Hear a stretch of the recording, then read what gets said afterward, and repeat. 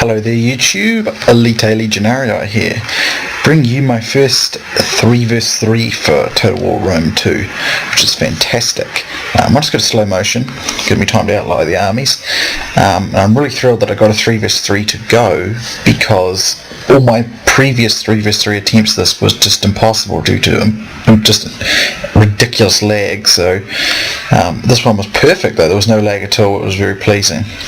So I take up the far left of my team's formation with Carthage. Doc Holliday will take up the central area of the formation with Athens, which I think might be proving to be his favourite faction, or at least just because it's kind of an underdog faction, that's why he seems to use it all the time. And then on the far right is the SwedishLandskekt, and he commands the Massageatae or Massageatae. I think it's meant to be pronounced Massageatae though, but I'm not too sure, to be honest. Anyway, oh, it's a lot of black on the map. Can't really do much about that though. Okay, up the right front I have 4 units of... Damn, sorry about that guys, I don't know why that's so bad. It's annoying. I've got 4 units of mercenary Balearic slingers, I'll try and ignore it. 5 units of African pikemen, and then I thought to make it interesting I would go with the sort of units I expect that Carthage would have made heavy use of in its career, particularly under Hannibal, are these mercenary Iberian swordsmen. Which are kind of like a medium sword unit. I think they look very cool. There's the Copus sword and just a small shield there. Very, very cool. I like the Spanish units. I'm very much looking forward to a Spanish DLC of some sort. My general is a noble cavalry, which is shock cavalry, and then I got 4 melee cavalry in the Carthaginian cav. I usually prefer the shock cav. I think they're more useful all round, but this time I thought I'd vary it. Well, that's bad. I got no elephants because I think, you know, just make it interesting. No elephants this time. Anyway, Doc's force consists of, I believe it was 5 units of mercenary Rhodian slingers. He has 5 units of regular pikemen, with a couple of an upgrade each, I think. So they're there in the centre. Behind them he has 4 mercenary Thracian peltasts. These guys are excellent, and Doc is very much a fan of them, as am I. 4 Epirus lancers as well. One being his general. Now for the SwedishLandskekt, I do just immensely, I'm sorry about that black guys, I don't know why it's so bad. For the SwedishLandskekt he has, up front he has 4 Saka Cataphract horse archers. Over here he's got 2 steep armoured lancers. In the back here he's got 3 Saka Cataphracts. Here he's got 6 steep horse archers, and in the woods here he's got 3 more armoured horse archers. So he's gone real he's got very few Saka Cataphracts, which is quite cool because I don't think he wanted to go completely crazy, because the Saka Cataphracts are pretty OP in a lot of ways.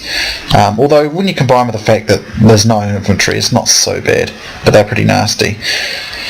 Opponents, I will go to slow motion in a moment guys. I just want to outline their forces right away. The Epirus opponent opposite me has brought nothing but cavalry, so I suspect he may have thought he'd be up against the SwedishLandskekt's army, and the Roman player might have been up against me. We just didn't deploy that way though. So he has 1 unit of Aspis companion there, and he's got 1, 2, 3, 4, 5, 6, 7, 8, 9. He's got 11 Aspis cav and 1 Hellenic Royal cav. So that's the Epirate force, or a pirate force. Then he's got the Ptolemaic, the Egyptian player rather. He's got Nubian spear and a citizen cav there. Then he's got a few Egyptian slings, about 3 or 4 Egyptian slings in the centre. He's got the Roman's got a war dog there. He's got a Royal Thorax swordsman. I think he had pikemen just like Doc. A lot of it's hidden. Here's a Galatian Royal Guard. He had a few of these, and they should always worry about these, because in my opinion the Galatian Royal Guard is probably between them and Oathsworn, they're the best infantry unit in the game, but there are a couple of other close ones. And the Roman player has an elephant, he has 3 Praetorian cavalry, 2 Triarii, I think it was 3 Praetorian guards, 3 Evocati cohort, 1 regular Praetorian, and a general's bodyguard. So anyway, enough of the slow motion crap, let's get on with it. Nah, slow motion's cool, this is kind of annoying to doing it all the time. Anyway, the SwedishLandskekt's going to open up on these Nubian spears here. It's a pretty cool looking unit actually. with his guys there. He's just going to support Doc, basically. Just pick away at some of these pikes until the Roman player's in range. I'm just going to come up and bring my support where I can, so I'm doing that now.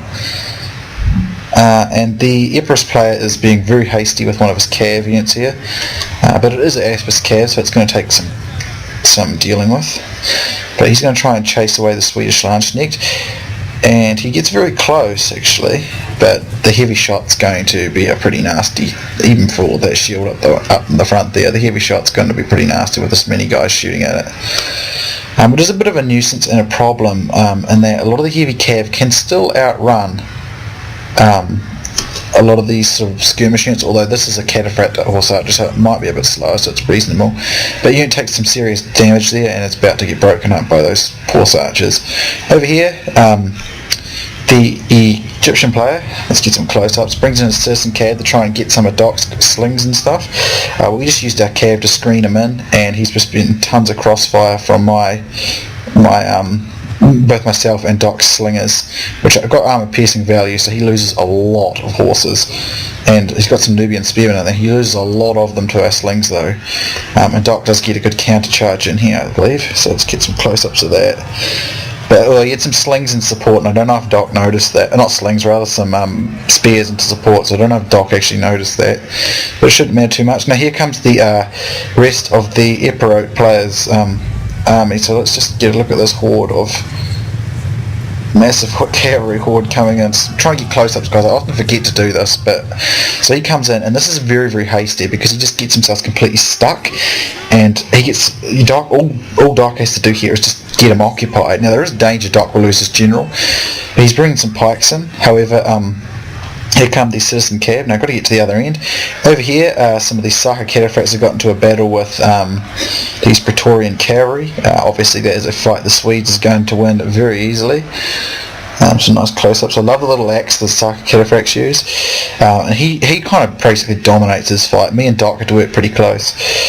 So over here, Doc got one of his pikes in, as you can see over from here, and the problem the Epirus player has is completely underestimated his ability to withdraw. It's not like Rome 1, it's not like Shogun.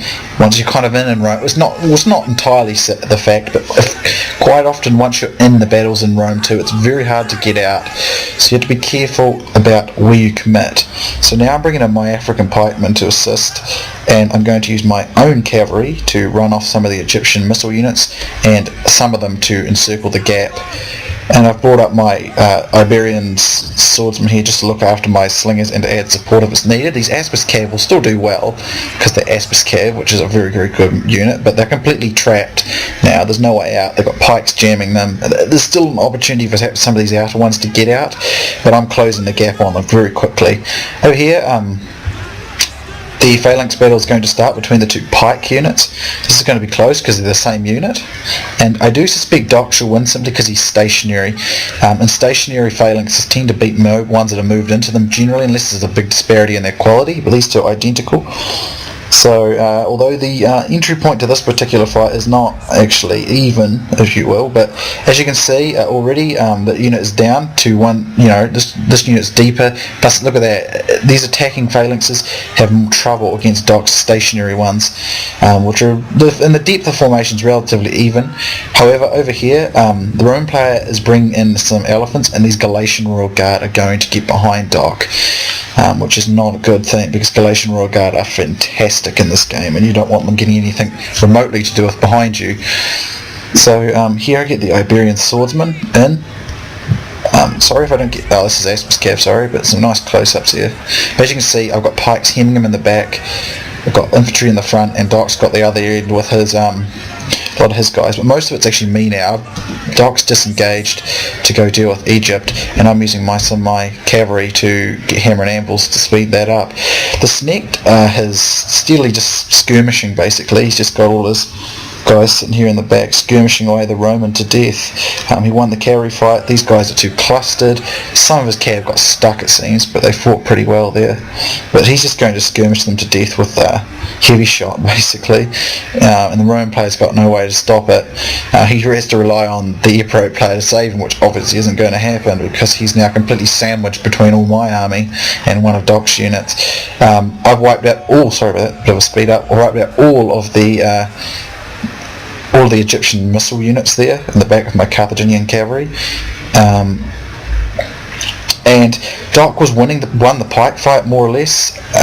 He did win that pike fight, but the Galatian Royal Guard outflanked him, and his pikes are getting quickly and decisively knocked out. But I got all of my own African pikes coming in, and with the Epirot player completely annihilated now, gives us a lot to work with. And I've still got quite a lot of pikes. I've got a lot of pikes left. I've got all my Iberian swordsmen left, all my Balearic slings left, and a lot of my cavalry. I'm in good shape. I had a bit of trouble getting my cavalry and some of my pikes to actually work over here. I managed to catch these Galatian, so they're rural thorax swordsmen, I didn't notice them, but I managed to get them from the front, and that's pretty good. So my pikes should be pretty efficient against those, and they do inflict a heavy toll on those. And I've got an extra unit in the back here as well. Although I don't know if I was intentionally doing that. I think I was trying to pass by, but it got snagged. Over here,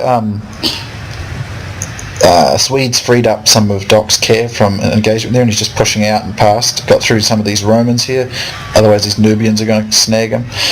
His part of the fight, I don't really want to miss it, but there's less going on in his fight. He's just sort of skirmishing with heavy shot, thinning the Roman testudo out. The Roman's gone to testudo, which is a good move, but it's pretty cool to actually see the testudo in action. Some nice close-ups here, but he's got them all around the wrong way, so and even with heavy shot, it's still taking some nasty damage. The side's not really guarded. That's interesting to note. In Rome 1, I'm pretty sure they walked with the sideways on the edge, which is what they should do. I don't know why they don't do that. Over here, as you can see, some bit of a lag there, guys. I do apologise. Doesn't always happen. These Galatians are doing very well against Doc's pikes, even from the front, which they can do. But over here, overwhelming support forces here, basically. My Iberian swordsmen were very fun in this fight. Just basically closed in. If we look at this area, just dead. Look at all these dead Aspis cav. I'm nothing against that guy, but it's a complete and utter waste of an extremely good cavalry unit, and so many of them as well. So over here, we're finishing off the last. There's some nice close-ups for you. My Iberian swordsmen taking on those Galatians, my pikes in support. And that should allow us to win that fight. These Galatians do a fantastic job. The Galatians always do. They are a fantastic unit, by no doubt. In my opinion, between them and Oathsworn, they're probably the best. Praetorian Guard is very, very close behind them, though. But the problem with Praetorians and any Roman infantry, essentially the Roman infantry has better stats than the Galatian Royal Guard and the Oathsworn, I think, actually. I think they do have better stats than the Oathsworn. But there's one little problem which is frustrating. Now, I'll have to bring this up and I'll demonstrate what I mean. One of these little abilities of I can't show you right now in the battle because it swaps my noble cav for some reason. They have a, what is it called now? Fight by rank like where they keep their formation. I forget what it's called. It should be a good thing, but it's not, because what happens is that they hold their formation, which should be a good thing in real life, which it was in real life, but in Rome too, for some reason, because like the Galatian Royal Guard and Oathsworn actually don't, they fan out and try and get as many men into the fight as possible, whereas the Roman infantry in this game don't do that. They hold their formation as long as possible, and only the few front units fight, and historically that was very effective, because what the Romans did was they'd swap the guys from the front to the guys behind them, and they'd cycle around, and it worked very effectively, so they could keep going and fight for far longer than most other nations could, and wouldn't exhaust themselves as long. But in Rome too, that doesn't work because only parts of the unit are fighting, so as a result what you get is say the first two rows of the Roman unit fighting 3 or 4 times as many enemy infantry, because all the enemy infantry is trying to kill it, whereas the unit, because they continue to hold their ranks, the back units of the Roman infantry is doing nothing. So essentially that would be a good thing in real life, because it's more discipline, would allow them to steadily cycle their numbers and maintain formation and discipline and stuff, which is what made the Roman legions so good in real life. But in this game,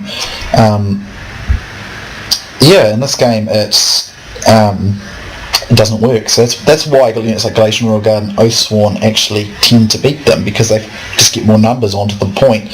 Whereas they need to fix that, because otherwise Roman infantry would actually be more powerful than them if they fought, because statistically they're actually better. And I just noticed this close defeat.